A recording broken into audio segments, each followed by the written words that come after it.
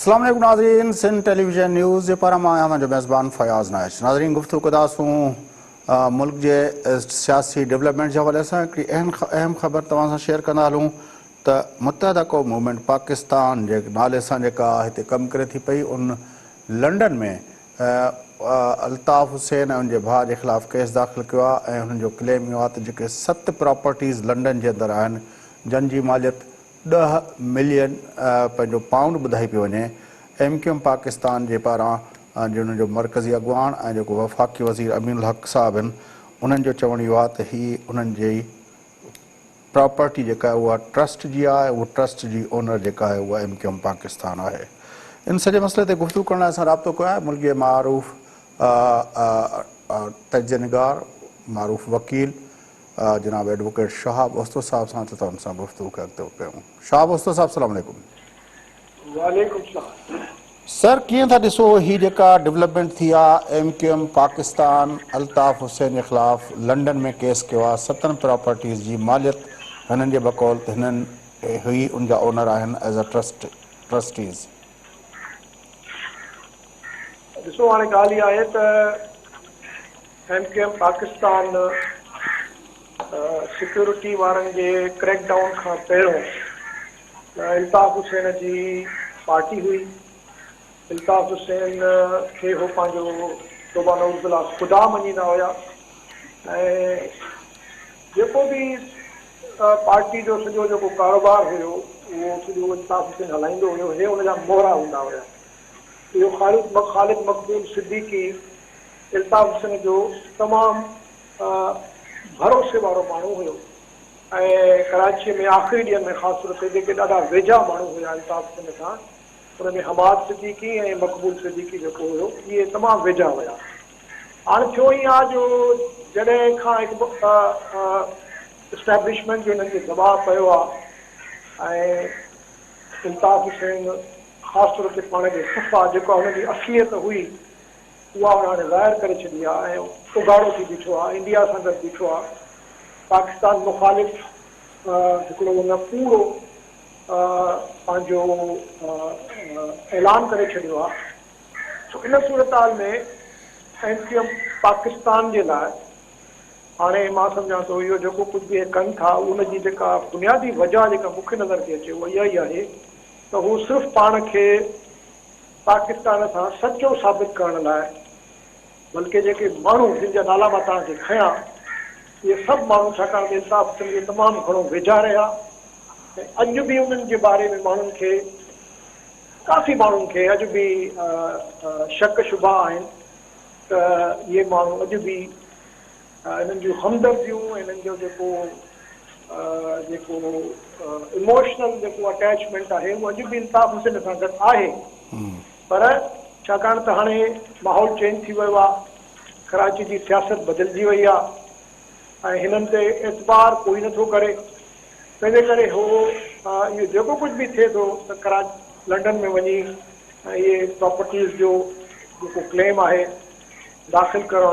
इहा दरअसल कोशिशि आहे पाण खे सचो पाकिस्तानी साबित करण जी ऐं अल्ताफ़ हुसैन खां अलॻि सियासी तौर ते पाण खे।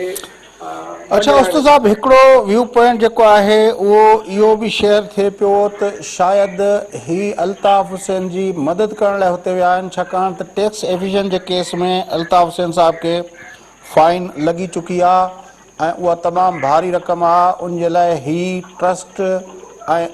पंहिंजो क्लेमेंट जे तौर ते हुते वेंदा त फ़िलहालु जेका उहा सज़ा आहे जेका फाइन जी उहा मौख़र थी वेंदी। मां सम्झां थो त इहो शायदि हुनजी ख़्वाहिश ज़रूरु हूंदी, चाहींदा ज़रूरु हूंदा त जीअं मां गुज़ारिश कई पहिरियों ई त अल्ताफ़ हुसैन खे बचाइजे, पर छाकाणि त हिनखे ख़बर आहे त इहा शइ पाकिस्तान में एक्सेप्ट न कई वेंदी ऐं ख़ुदि जेको आहे सिक्योरिटी इस्टेब्लिशमेंट हिनखे कॾहिं बि एक्सेप्ट न कंदी त हे वञी अल्ताफ़ हुसैन खे बचाइनि, हुनजी फेस सेविंग कंदी आहे, हुनखे कानूनी जेको हुन सां हिन वक़्तु मनी लॉन्ड्रिंग जे हवाले सां या ॿियनि वारनि सां जेको हुन ते केस था हलनि, उन में हिनखे बचाइजे। जेतोणीकि तव्हांजी ॻाल्हि में वज़न आहे, छाकाणि त इहो जेको लॉ मिनिस्टर आहे हिन वक़्तु, इहो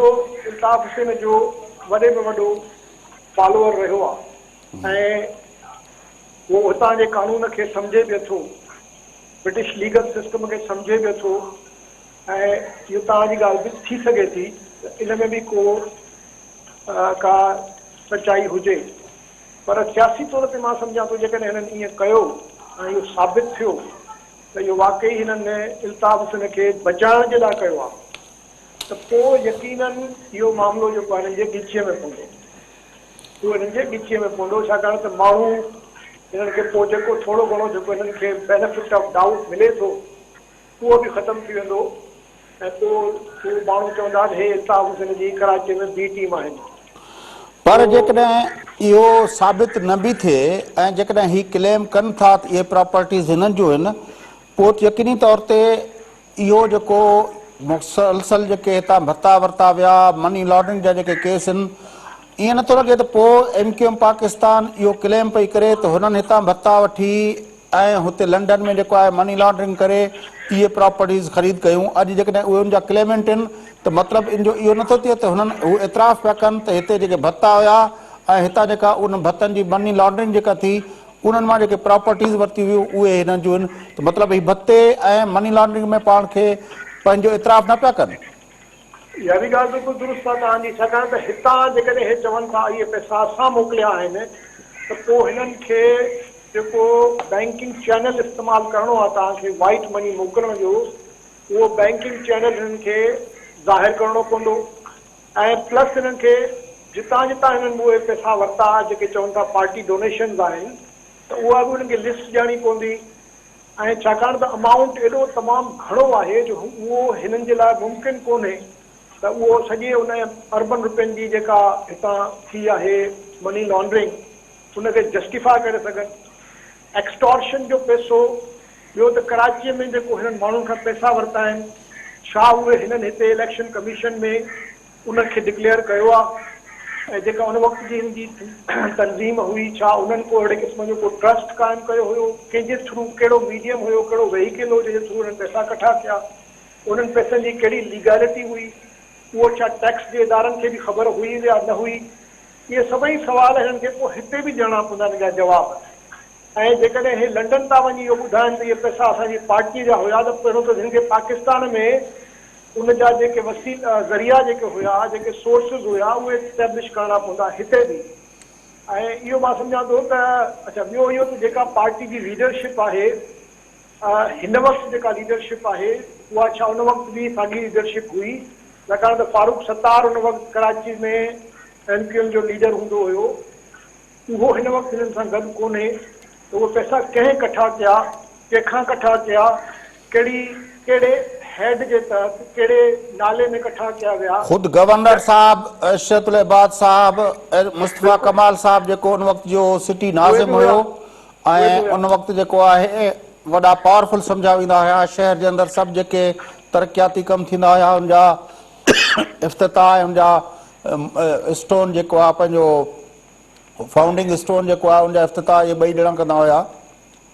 हा त उन में त पोइ मुस्तफ़ा कमाल खे बि जवाबु ॾियणो पवंदो। उहो जेकॾहिं उहो थो चवे त न असां इहे पैसा वरिता ई न हुयासीं,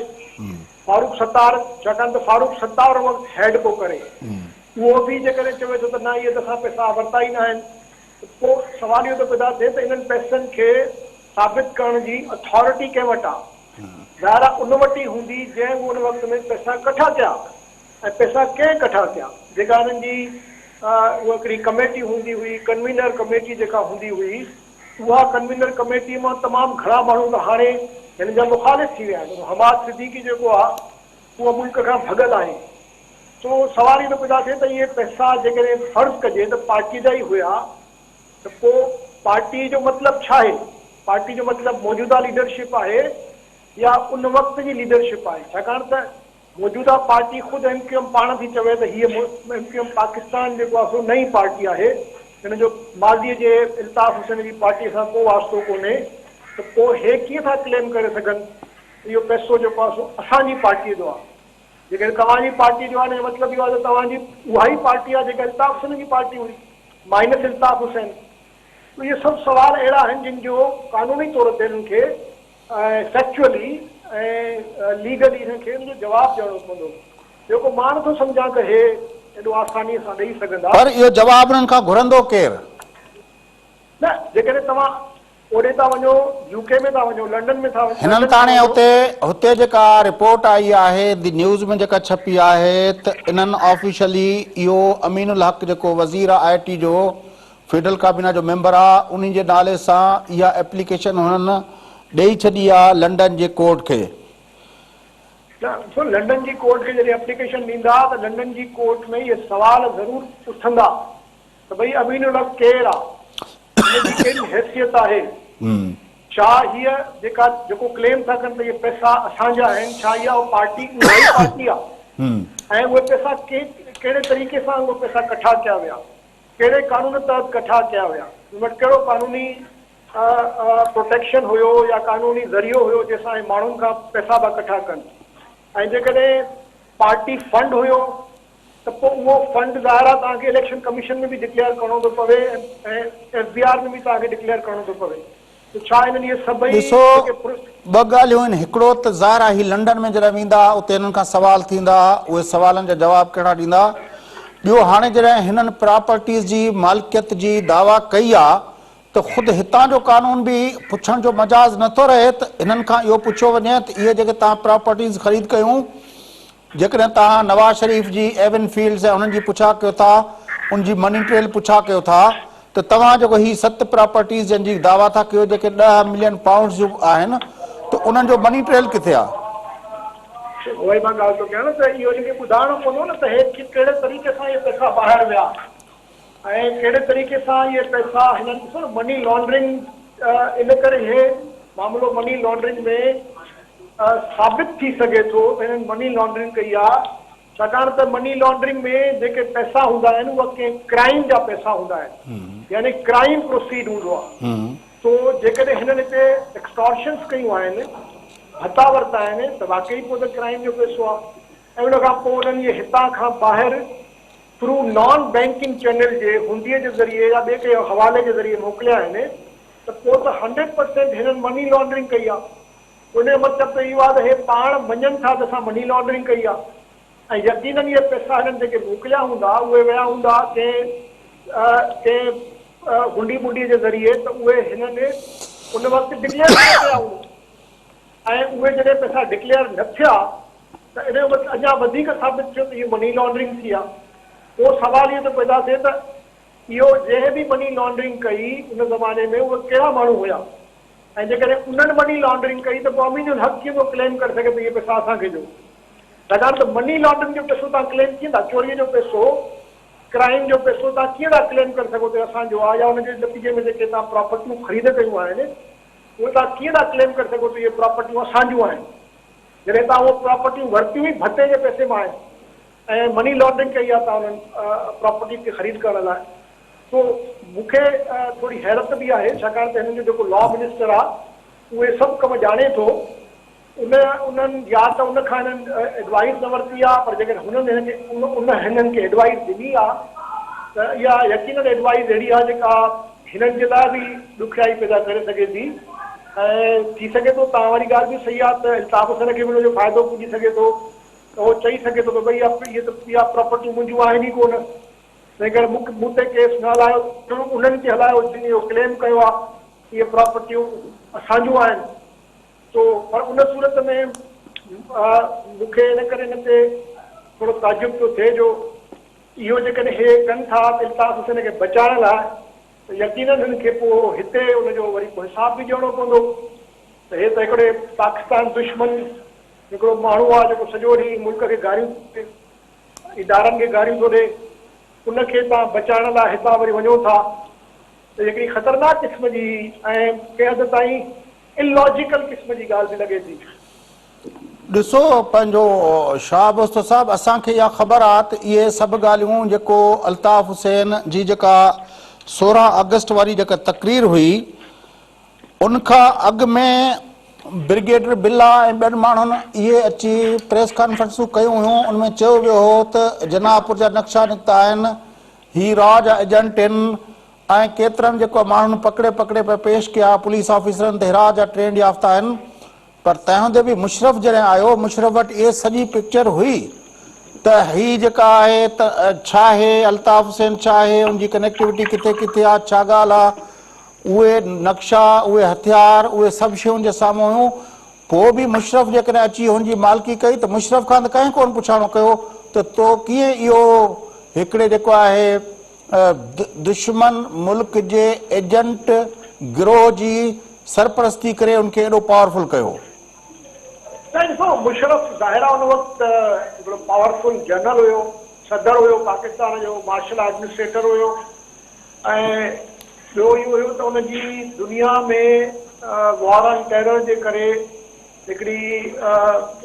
कोalition जो हिसो हुयो अमेरिकन्स बि गॾु वेठा हुया ऐं नेटो वारा बि गॾु वेठा मुशरफ सां गॾु ऐं हिते जेके मेन पॉलिटिकल फोर्सिस हुया जेके मेन स्ट्रीम लीडरशिप हुई उनखे हुन भॼाए ॿाहिरि कढी छॾियो या जेल में विझी छॾियो त केरु पुछंदो सिक्योरिटी जा इदारा कोर कमांडर्स असांजो इदारा असांजा जासूस पंहिंजो जेको आहे पंहिंजो इदारा जेको IS आहे MI ॿिया जेके इदारा आहिनि जेके इहे सभु रिपोर्टूं पिया ठाहियूं जन ब्रिगेडियर बिला सां गॾिजी जेको आहे इहो असांखे ॿुधायो त हीउ जनापुर जा नक्शा ही ब्राज एजेंट ही ॿुधायो उन वक़्तु बि पाकिस्तान जे सिक्योरिटी जे इदारनि सॼो नक्शो असांखे पेश कयो हुयो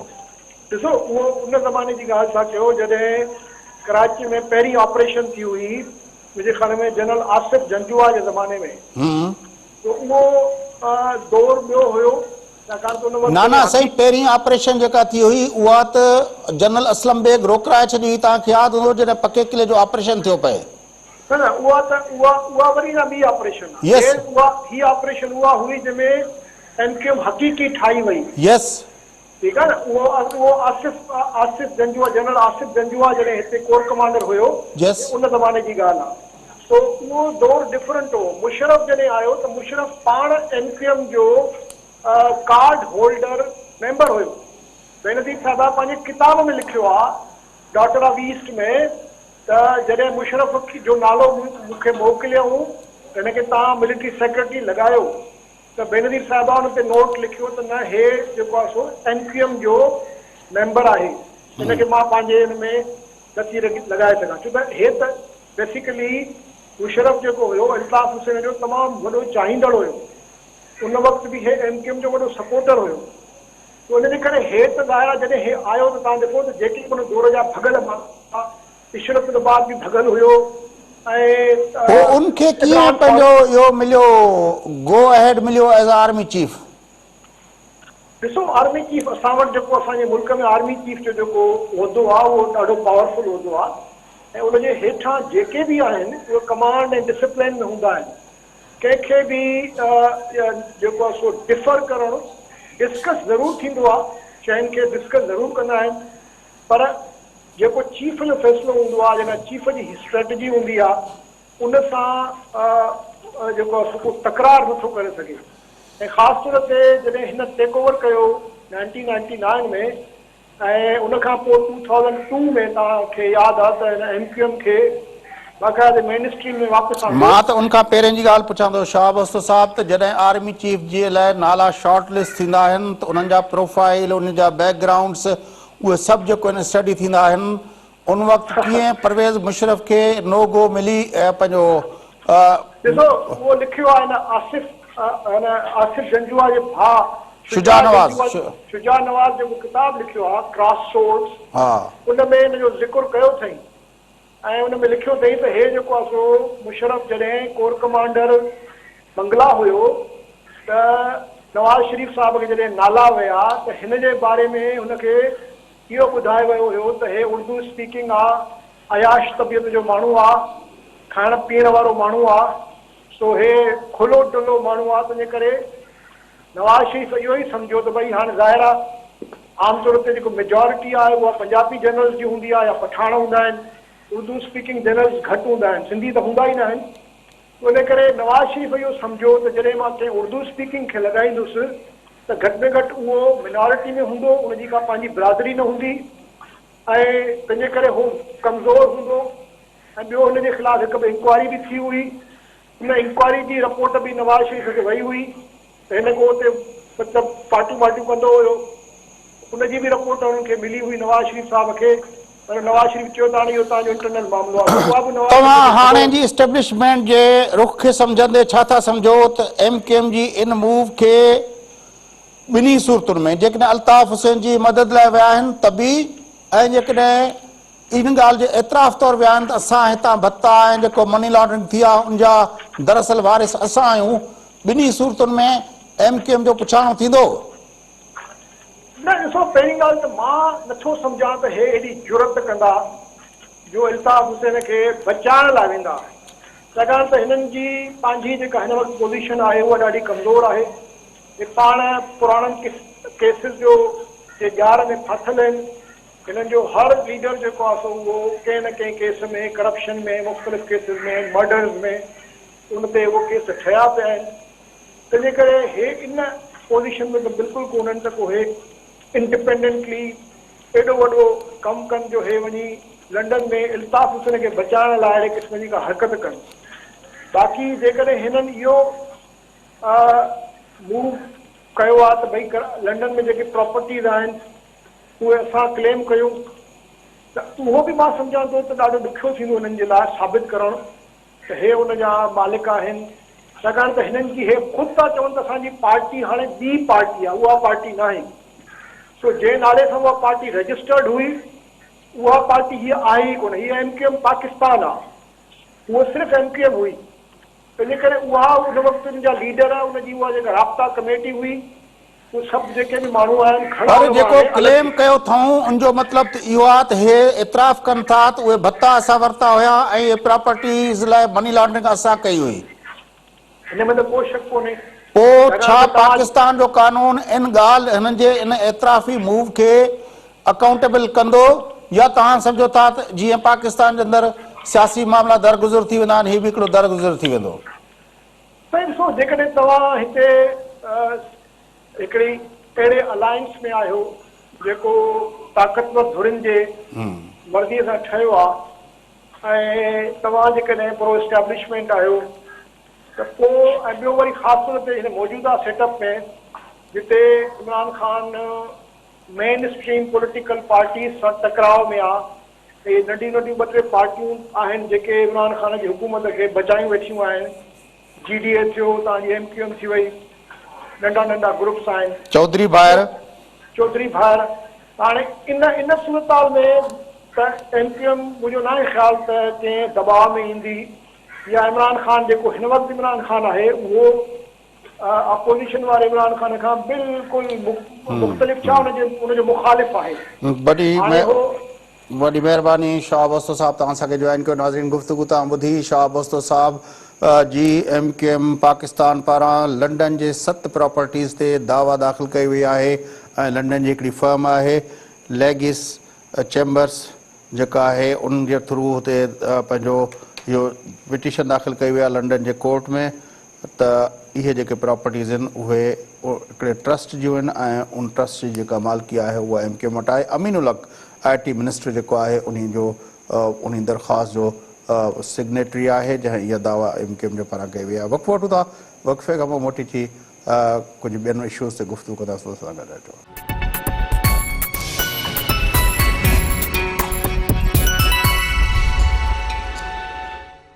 वेलकम बैक नाज़रीन, अचो प्रोग्राम जे सिलसिले खे अॻिते वधायूं। गुफ़्तगू कयूं था चीन हिंदुस्तान तकरार जे मामले ते, ख़ासि तरह हिन वक़्तु जॾहिं मॉस्को जे अंदरि फॉरेन मिनिस्टर्स गॾिजण वञनि पिया, उनखां पहिरियों डिफेंस मिनिस्टर्स जी गॾिजाणी शिंघाई कोऑपरेशन ऑर्गेनाइजेशन जा जेके डिफेंस मिनिस्टर आहिनि 8 मुल्कनि जा, जंहिंमें हिंदुस्तान, पाकिस्तान, चीन, रशिया ऐं 4 सेंट्रल एशियन रियासतूं जेके आहिनि उनजा मेंबर आहिनि, उहे थी चुकी आहे। इन मौक़े ते असां गुफ़्तगू करण लाइ राब्तो कयो आहे डॉक्टर सैफ मलिक साहब सां, पाण डायरेक्टर आहिनि India study centre institute of strategic studies Islamabad जा। डॉक्टर साहब अस्सलाम वालेकुम। वालेकुम अस्सलाम। डॉक्टर साहब, किस तरह देखते हैं कि एक तरफ तो मॉस्को के अंदर मुलाकातें भी हो रही हैं, पिछले दिनों डिफेंस मिनिस्टर चाइना के और हिंदुस्तान के भी आपस में मिले जब वहाँ पे शिंघाई कोऑपरेशन ऑर्गेनाइजेशन के डिफेंस मिनिस्टर्स की मीटिंग थी, और कल से वहाँ पे फॉरेन मिनिस्टर साहब 8 मुल्कों के मिल रहे हैं, और हम देख रहे हैं कि बॉर्डर पे भी हिंदुस्तान और चाइना का कॉन्फ्लिक्ट जारी है। दुनिया में जितने भी अक़वाम जब किसी बायलैटरल या मल्टीलैटरल अलायंस का हिस्सा होती हैं या एग्रीमेंट का हिस्सा होती हैं तो वो अपने कार्ड्स मुख्तलिफ जगहों पे मुख्तलिफ तरीके से खेले जाते हैं। उनका मेन मकसद ये होता है हर कौम अपनी नेशनल इंटरेस्ट या स्ट्रेटेजिक इंटरेस्ट को कैसे महफूज करना है, सेफ गार्ड करना है। उस हवाले से आपने बजा फरमाया कि टास्क भी चल रही हैं, बातचीत भी है और पिछले दिनों इंडिया की जो ट्रूप्स थे जॉइंट एक्सरसाइज में उन्होंने कहा कि जनाब हमने अभी यहाँ पे उस एक्सरसाइज में पार्टिसिपेट नहीं करना। जहाँ तक कि एससीओ का फोरम है, ये एक बहुत अहम तरीन इलाकाई फोरम है। इस फोरम में हर कंट्री अपने आप को अपने को पार्टनर्स के साथ अपनी एंगेजमेंट रखना चाहता है। उसके मुख्तलिफ पहलू होते हैं। उसका एक पॉलिटिकल पहलू है, दूसरा उसका एक इकोनॉमिक पहलू है और तीसरा उसका स्ट्रेटेजिक पहलू है जो लॉन्ग टर्म प्लानिंग के ऊपर उनकी नज़र होती है। तो लिहाजा किसी ऐसे फोरम पे जो कि रीजनल होने के साथ साथ एक ग्लोबल स्टैंडिंग या एक इंटरनेशनल या बैनुल अक़वामी लिहाज से वो एक फोरम अपनी हैसियत मनवा चुका हो तो वहाँ पे कोई भी मेंबर मुल्क, वो भी मेंबर मुल्क जो कि अभी 2-3 साल पहले ही जिनको मेंबरशिप मिली हो, वहाँ से विड्रॉ करने का मकसद बहुत कुछ लूज करना है। तो इसलिए मैं नहीं समझता कि हिंदुस्तान इस फोरम पे बैकआउट करेगा, क्योंकि हिंदुस्तान तो पहले ही एक इलाकाई तौर पे साउथ एशिया में तन्हाई का शिकार एक ऐसा मुल्क है जो कि अपने हमसाया ममालिक सबके साथ, अब कोई एक नाम ले लें, किसी कंट्री का नाम ले लें, वो खा बांग्लादेश है, श्रीलंका है, नेपाल है, इवन भूटान है, इवन म्यांमार है और फिर पाकिस्तान को तो हम बात ही नहीं करते। वो तो एक इस्टेब्लिश्ड हैसियत है कि दोनों ममालिक की क्या पोजीशन है एक दूसरे के साथ। अभी जो नई एंट्री हुई है वो हुई है चाइना की। चाइना के एंटर होने के बाद अब हिंदुस्तान पूरे तरीके से उस ट्रैप में फंस गया है जिसको मैं कह सकता हूँ, उस फंदे में आ गया है जिसको एक तन्हाई का फंदा कहते हैं। और उस फंदे में जाने के बाद इसको कोई अपनी ओपनिंग की इसको कोई गुंजाइश नजर नहीं आ रही कि ये कंट्री अब किस तरीके से आगे बढ़ सके। तो इस बैकड्रॉप में इस बात को जहन में रखते हुए अब इनके सामने ये जो एससीओ का एक बहुत इम्पोर्टेंट रीजनल इलाकाई फोरम है, इसमें उसकी एंगेजमेंट इस मुल्क के अपने हक में है, इसलिए वो इसमें अपनी बातचीत रखेंगे। जी, 2-3 चीज़ें आपने कही कि ये जो फोरम है उसके अंदर जो ममालिक हैं वो पॉलिटिकल उनके इंटरेस्ट, स्ट्रेटेजिकल और इकोनॉमिक इंटरेस्ट जो हैं वो सामने रखते हुए फैसले करेंगे। इस वक्त जो ग्लोबल अलाइनमेंट है उसमें बिल्कुल साफ दिख रहा है कि हिंदुस्तान पॉलिटिकली और स्ट्रेटेजिकली अमेरिकन लॉबी के साथ या अमेरिकन्स के साथ जो है वो इंगेज हो चुका है।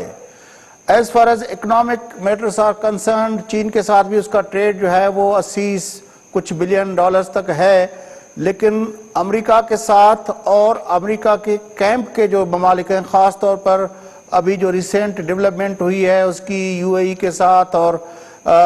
शायद आगे सऊदी अरब के साथ भी हो, तो आपको लगता नहीं है कि वो बिल्कुल क्लियरली एक पाथ पे हिंदुस्तान जा चुका है जहां पे वो अमेरिका के साथ हर हाल में जाना चाहेगा? शायद कोई टेक्निकल मामलो आहे। डॉक्टर सैफ मलिक साहब जो आवाज़ असां ताईं कोन पियो पहुचे, ख़बर न आहे त असांजो आवाज़ उन ते पहुचे थो या न। असां कोशिशि कयूं था त डॉक्टर सैफ मलिक साहब जेके डायरेक्टर आहिनि India study centre institute of strategic studies Islamabad जा, उन सां असांजो ॿीहर राब्तो थिए। गुफ़्तगू हलंदड़ हुई शंघाई कोऑपरेशन ऑर्गेनाइजेशन जे अंदरि फॉरेन मिनिस्टर्स जो इजलास सुभाणे थिए पियो, जंहिंमें पाकिस्तान जो फॉरेन मिनिस्टर शाह महमूद कुरैशी साहिबु जेको आहे उहो मॉस्को जे लाइ रवानो थी चुको आहे, जॾहिं त हुते जेको आहे बाक़ी जेके ॿिया मुल्क आहिनि उन जा फॉरेन मिनिस्टर बि ईंदा। उनखां पहिरें 3 खां 5 जे विच में तारीख़ जे विच में जेको आहे डिफेंस मिनिस्टर जा इजलास बि थिया। पाकिस्तान, रूस ऐं चीन जे फॉरेन मिनिस्टर्स जो इजलास बि उते जेको आहे 3 मुल्कनि जो इजलास उते मुतवक़ा आहे। छा थींदो, ख़ुदि हिंदुस्तान ऐं चाइना जे बॉर्डर ते जेके लद्दाख वारे मामले ते जेका झड़पूं हुयूं उनजो सिलसिलो ॿीहर शुरू थी चुको आहे। हिंदुस्तान जे मथां चीन इल्ज़ाम हयो आहे त हिंदुस्तान हिकु दफ़ो ॿीहर जेको आहे उहो उन बॉर्डर वारे सेंसिटिव मसइले ते पंहिंजी जेका हथ चुरांदा आहे या जेका पंहिंजूं जेके फ़ौजी एडवांसमेंट आहे उहो करण जी कोशिशि करे पियो। थोरे जो अॻे भेरे वांगुरु हिंदुस्तान खे हिन भेरे बि तमामु सख़्तु जेको आहे टफ क़िस्म जो रद्द अमल खे मुंहुं ॾियणो पियो जेको चीन जे पारां ॾिनो वियो। पर बहरहाल झड़पुनि जो सिलसिलो ऐं ॻाल्हियुनि जो सिलसिलो ॿई गॾोगॾु हलंदड़ आहिनि, छाकाणि त शंघाई कोऑपरेशन ऑर्गेनाइज़ेशन जे डिफेंस मिनिस्टर जो जॾहिं इजलास थियो हुयो मॉस्को में, त उन वक़्तु चीन ऐं हिंदुस्तान जे डिफेंस मिनिस्टर जे विच में अलहदा मुलाक़ात पिणु थी, जंहिंमें इन ॻाल्हि ते इतफ़ाक़ कयो वियो त ॿई मुल्क हिन बॉर्डर डिस्प्यूट खे घटि ख़तमु करण लाइ या उनखे घटि करण लाइ पंहिंजे पंहिंजे पोज़ीशन्स खे वधीक जेको अॻिते न एस्केलेट न कंदा ऐं उन मामले खे ॻाल्हियुनि वसीले ऐं हिक ॿिए सां सलाह मसलत वसीले इतफ़ाक़ राय वसीले रिज़ॉल्व कंदा। पर बहरहाल उनखां पोइ जेको बॉर्डर जो जी सूरत हाल ॿुधाई पई वञे, लॻे ईअं थो त इन तरह जी का बि जेका आहे ॻाल्हि हुते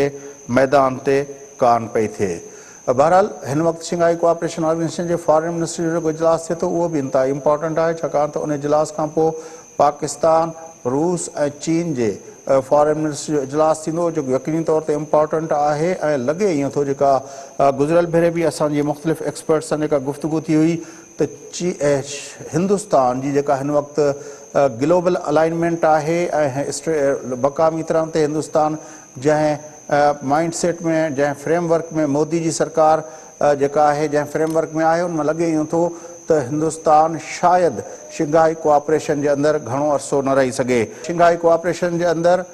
जेको फॉरेन मिनिस्टर जो इजलास सुभाणे तमामु अहम आहे, जीअं मूं ॿुधायो पिए उन सां गॾोगॾु साइड लाइन ते पाकिस्तान, रशिया ऐं चीन जे फॉरेन मिनिस्टर जो इजलास बि थींदो ऐं उमेदु आहे त उन मां उते जेको आहे हिन वक़्तु ख़िते जे अंदरि जेका तब्दील थींदड़ सूरत हाल आहे उनमें के अहम फ़ैसिला के अहम जेके आहिनि डेवलपमेंट्स थींदियूं ऐं पाकिस्तान